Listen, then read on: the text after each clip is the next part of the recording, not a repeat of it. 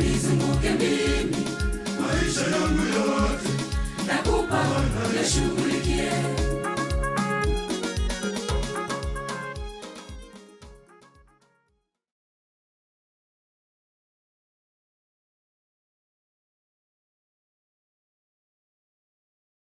Hello, and welcome to the 2022 USAID Higher Education Global Evidence Summit. Thank you for joining us today at this inaugural event. We are excited and encouraged to see so many joining from around the world. Good morning, good afternoon, and good evening to you all. My name is Samantha Alvis, and I am the Senior Advisor for Higher Education at USAID's Center for Education. I have the honor of serving as your MC for today's program and throughout our 3-week event.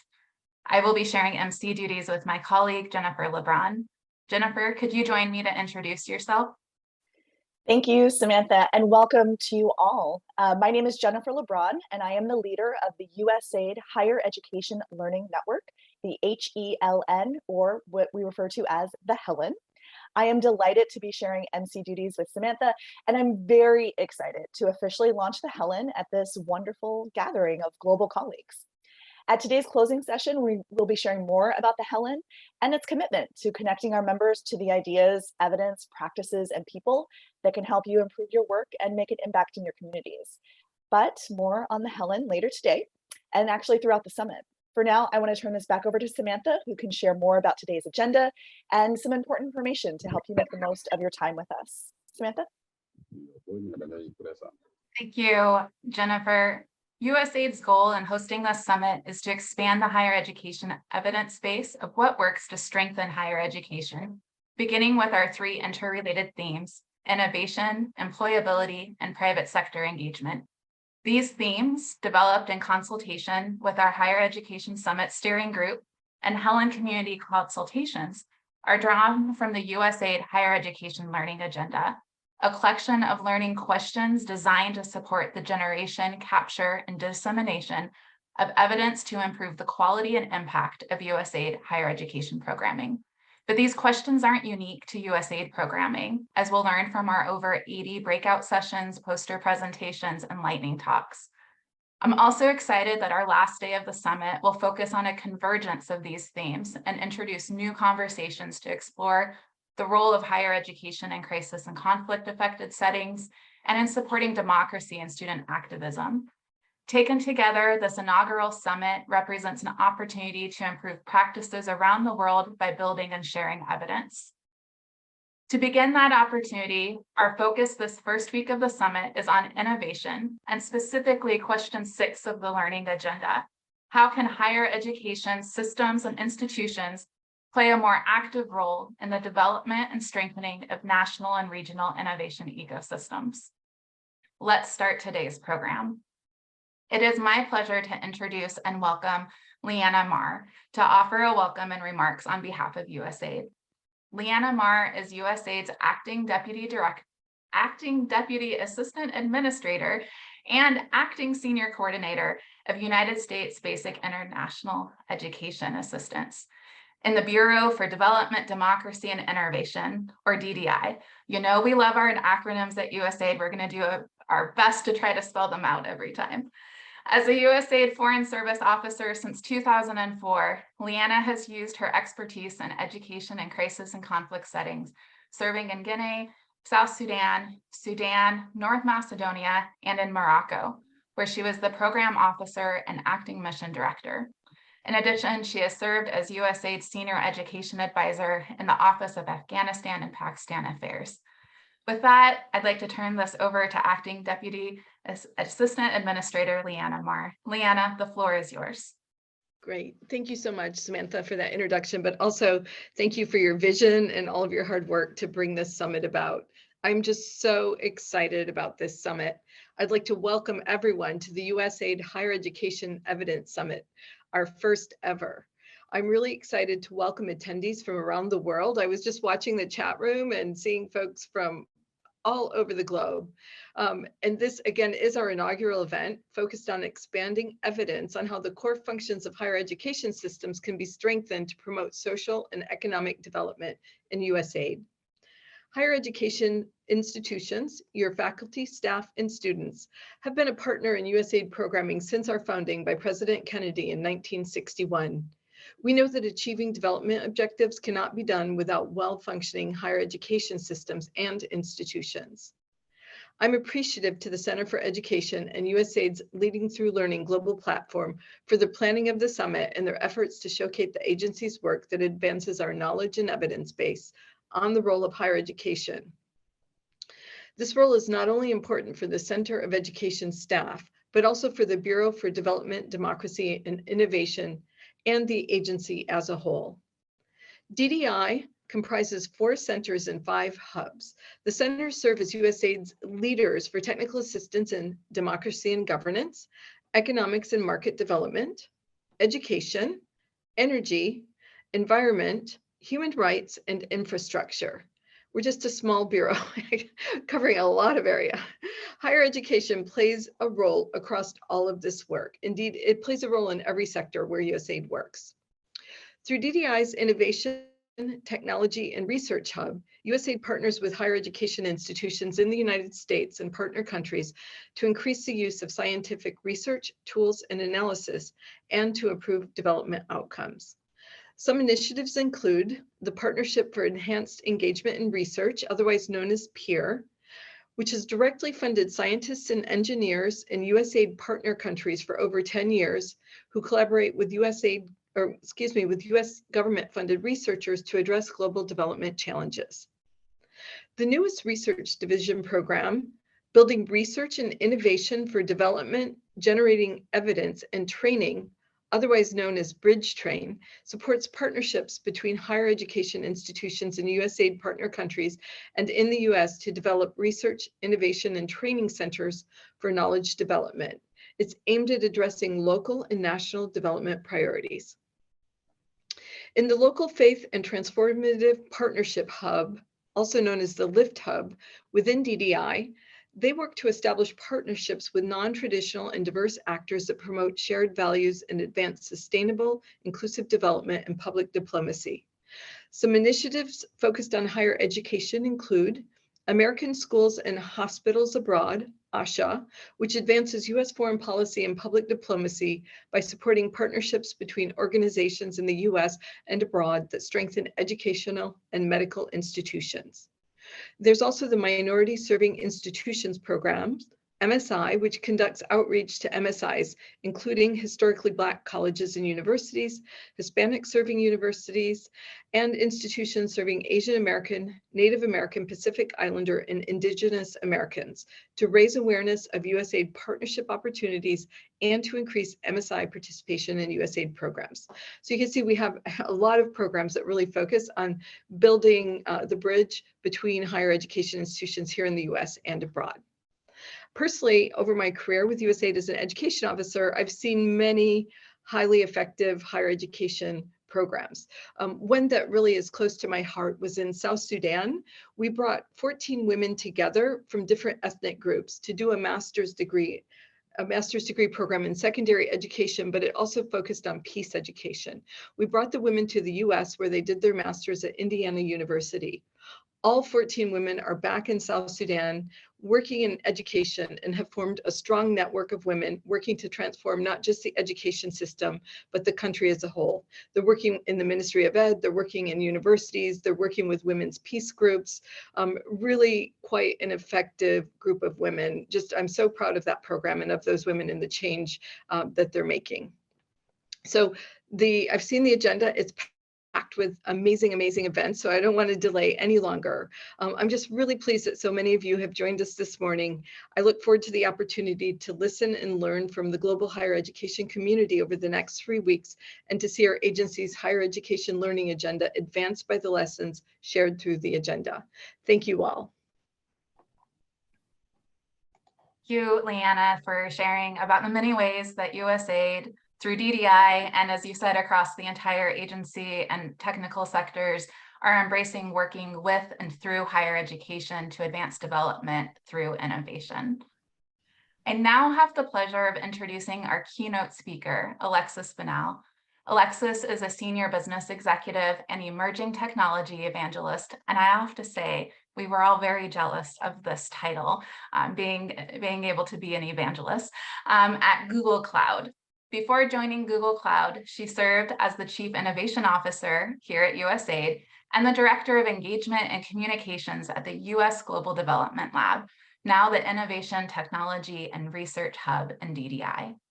With more than 24 years of experience in management and communications, Alexis has worked with Wall Street and .coms on initiatives such as the Middle East Peace Plan, Afghan and Iraqi elections, global emergency response, and major logistic operations, and over 20 major programs. Prior to her career in development, Alexis worked as a director of marketing for the Internet Trade Association.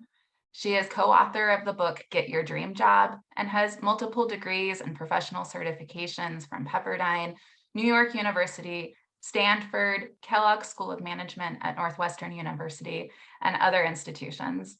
Alexis, I'm so glad you're able to join us today to help kick off the summit. Thank you so much. And if you couldn't tell, I am a fan of higher education, but this is so special. I look out and I see who's here, and it's really like a bit of a family reunion for me, both for the time that I got to serve in the Office of Education, as well as the lab and programs that have already been mentioned, like HESN, Peer, DIV, and so many others. And it's just an honor to see so many familiar faces and names, and so many from all around the world. And, you know, as you said, in my most recent role at USAID as the Chief Innovation Officer, it really taught me the power of what I want to talk about today, and that's curiosity. USAID has been a pioneer in valuing evidence-driven decision-making, continuous learning and adaptation, and approaches that make USAID permeable to new ideas from the global genius and solvers around the world, so many of them in higher education. And now, as the emerging technology evangelist at Google, and yes, it's a cool title, came with darker hair than my picture, but very cool title, I know even more how important it is for all of us to be curious. And I want to anchor us in this idea that curiosity is really the currency of innovative organizations, cultures, and even countries. But also today, curiosity is the most critical modern survival skill. What I mean by that is curiosity lets us consider what is beyond the known. And one example of that I remember, and I don't know if we have any of our digital colleagues in the house, but I remember at USAID, you know, about 10 years ago, the first mobile team started, and there was a question of, why do we need mobiles? That's not a development issue. And now I'm sure none of us can imagine really doing the work that we do without thinking about, you know, cell phones or mobiles or digital technology. And so that idea of being able, luckily USAID was curious enough more than a decade ago and really has been able to keep us in the forefront.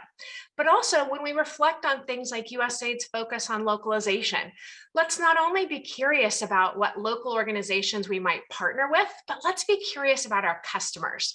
One of the things that I've learned about innovation is that you can't be innovative without being in love with your customer. And what does that look like? It means that we have to have the same voracious appetite for customer insight, feedback, preferences as we do for normal types of impact numbers, evidence, counts, things like that.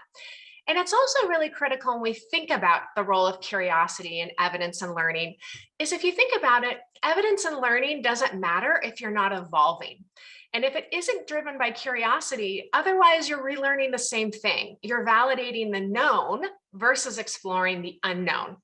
But curiosity isn't always easy, right? Sometimes it's really risky and uncomfortable, and it requires bravery. I'm going to say that again. Being curious requires bravery. One of the great examples when I thought USAID and our partners were really brave was being able to do things like cash benchmarking, asking ourselves, are our programs providing the most value and impact, or are there alternative ways? And so in the cash benchmarking example, we literally looked and measured results against the equivalent of giving people the same amount of money as the program intervention, or even more money, and really being willing to kind of take in that evidence, take in that insight, and tweak how we might do programming. Another great example that I loved was when we looked at chlorine dispensers, and there was a moment where, you know, they weren't having the impact that we thought they might have. And so going in and really digging and saying why that was, and being able to make a few tweaks. You know, another form of bravery was the woman, she was a wedding dress designer who showed up to the Ebola Grand Challenge workshop because she thought she had something to offer. And you know what? She did.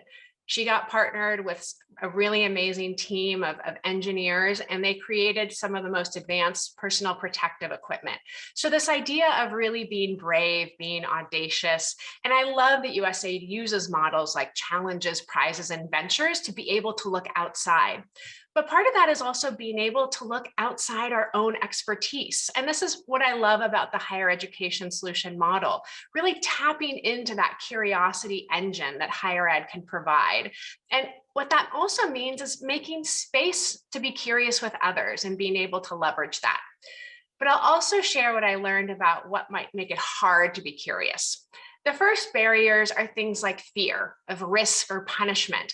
I remember a number of different innovators who came to us because maybe we set the wrong measurement with them.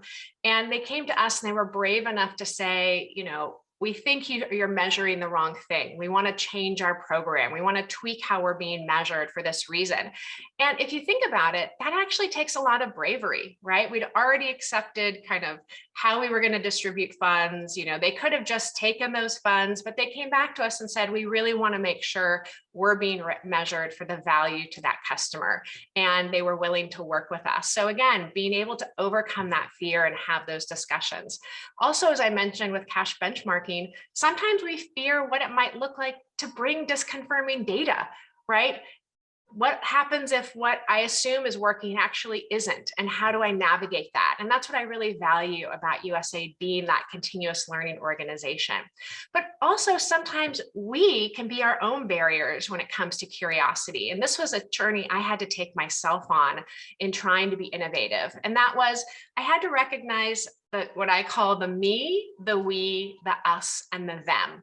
And so, you know, for example, the me, I have to recognize how my own self-identity might be tied up with my sector, right? So if I'm championing education or maternal and child health, and someone tells me they need water, am I able to listen? Am I able to hear that? And, you know, to be able to think about how my relevance might contribute to that, instead of only saying, no, you just don't understand how much you need this thing that I do. So part of what I had to do was overcome my own sense of identity and be able to listen and to be curious.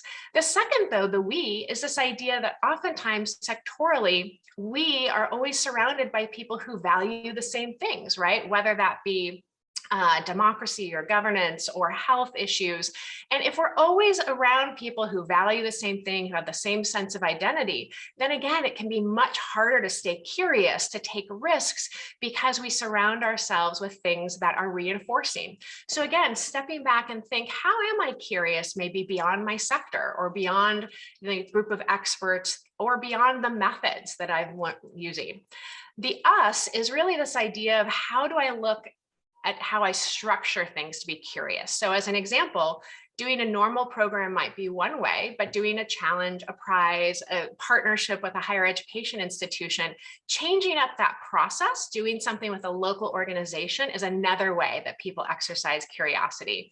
And finally, you know, what I really love and what I really want us to focus on is being curious about the them. Again, that customer, who are they? How do you fall in love with them? Understand how they tick, what they want, what they need, so that we can be providing the most value possible. And what I want to frame, you know, as I kind of bring my remarks to a close is, why does this matter? Why now? What's different? And I want to remind us, you know, about the fact that the pace of change and the rate of adaptation is only going to increase. We used to have 99-year spreads between industrial revolutions, then 10 years, and now we're on a yearly discovery cycle. And what that means is that as higher education experts or public servants, a lot of our job is to help determine what elements of that rapid human discovery should we be championing to bring to scale to humanity. And that's a really important job, but it really means we have to be curious. It also means that we're going to be confronted with the tidal wave of information that's only just starting, right? And so to be able to be curious with having more information than ever, and what are the questions we're going to ask? How are we going to probe that data? It might be, how is my program really reflecting social equity? It might be overlaying climate data. But as we have more information available, that question of how we're going to exercise our curiosity at that.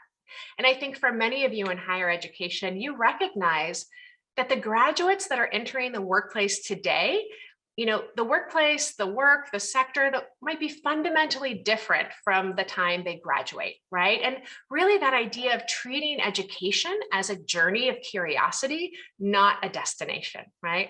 And the way that we think about this, we call it living systems leadership. It's the idea, that if we accept that change is happening faster than ever and that new information will constantly be added to my decision construct, how do I intentionally create programs and structures designed to adapt, to evolve, and to change? And I think higher ed plays a critical role in this. Higher ed institutions are often the place where new innovations, new ideas are nourished. And part of that is because they exist as a place, where people are in that learning environment, but they provide the bandwidth and expectation of curiosity. The final example I'll leave you with is something that I've gotten to participate in recently, and that was helping a major medical school understand how to help more medical students graduate. What we saw is we began to understand that certain cohorts struggled more with completing med school than others, and it might be because of financial strain, or even the fact that they entered med school with education gaps that others didn't have. We were curious. We wanted to know why. So we used artificial intelligence and kind of mapped a lot of the data. And what we found is that we were actually able to intervene, whether that was with financial aid or tutoring structures, to ensure that more people graduated. And I'm really excited to say right now that our initial results have in essence taken those cohorts from a 61% graduation rate to a 94%. All of that because we were curious. We wanted to know why. We wanted to know how. We wanted to know what we might do. And so in that spirit, I just want to thank you all for your work around the world, making the world a better place. And I want to encourage us all, let's continue to adapt. Let's continue to have continuous learning. But most important, as you complete your journey on the summit, please stay curious. Thanks so much. Alexis, thank you so much for that inspiring talk. I saw a lot of great conversations happening in the chat with folks, really the message resonating, especially the me, we, us, and them.